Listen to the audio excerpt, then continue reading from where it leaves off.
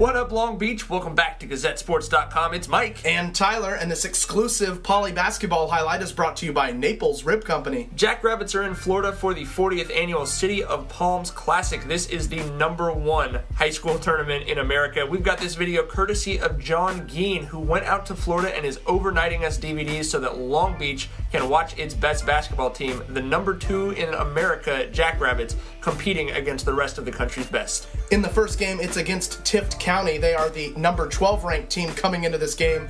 All of the top 5 on Max Preps are at this tournament. It's bananas. It's a big opportunity to showcase what the Jackrabbits are all about. They are not used to this, though. Tadrick Jackson rejecting Rashawn Prince. No one does that to Rashawn Prince. From the early going, you knew it was real. Jackrabbits just 1 of 7 from the three-point line in the first half. Had to get it to the line. That's their strength. Get it to Row P, and he'll attack. Well, Rashawn Prince gets to the line as well as any high school player in the nation as far as I'm concerned, and statistically he backs that up. He helped the Jackrabbits get 34 free throw attempts in this one because his combination of strength and speed forces guys to make contact with him. They made 25 of those free throws, and it's tough. Brandon Staten, great defense, get the steal, but stuffed by Jackson, and then back the other way come the Blue Devils. That's Kansas-bound Brandon Green. That's my bro Brandon. Who's going to knock down that triple, and it showed you Poly was in for a fight, but Jordan Bell certainly came to play. That's a nice move from him. He would finish with 17 points, 9 board, and 6 blocks, including that alley-oop. That is a no-look, lovely pass. No-look, sky-hook, alley-oop. Jordan Bell just a vacuum cleaner. Throw it up near the hoop, and he's going to go get it as Brandon Staten finds out to his delight. Wow. Yeah, Poly loves that alley-oop and the stop, pop, and drop from Green as he started to heat up. He'd finish with 21 points. He's going to rock-hawk, jayhawk next year with moves like that.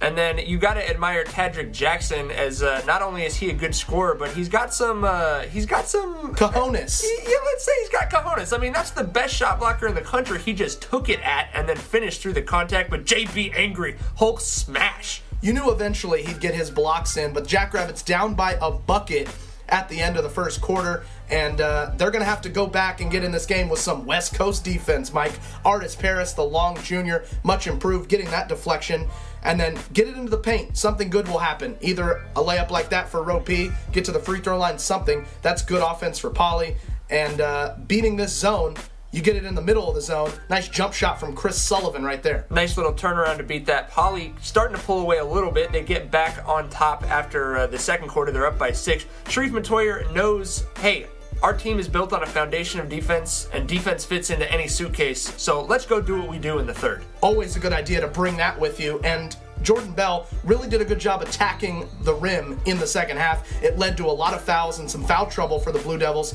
Jordan Bell hit 9 of 10 free throws in this game, really converting there, and then hitting the glass, those hustle plays, and 1 for Rashawn Prince.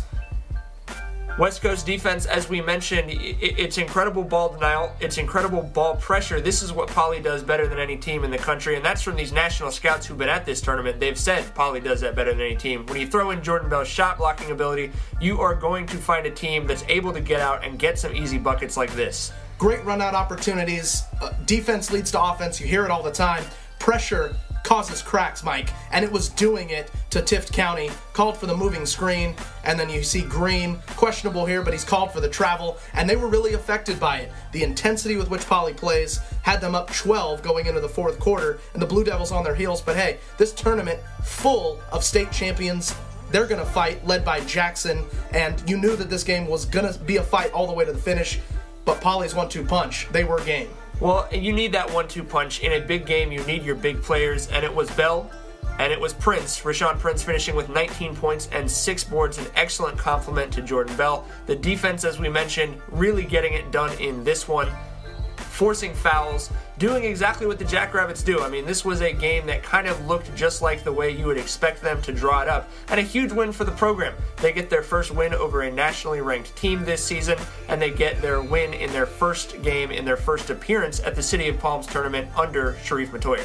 Yeah, big win for the program. They moved on to the semifinals where they would play Omaha Central. That's the number 13 team in the country. No rest for the weary. Omaha Central getting that win over Eagles Landing. The Jackrabbits moving on in, by far, the most prestigious boys basketball tournament in America. This highlight brought to you by McCarty's Jewelry, here for you since 1932, and again, obviously, another tip of the cap to John Geen for helping to get this footage to us. This is GazetteSports.com, baby. We've got basketball videos from Florida. What else could you want?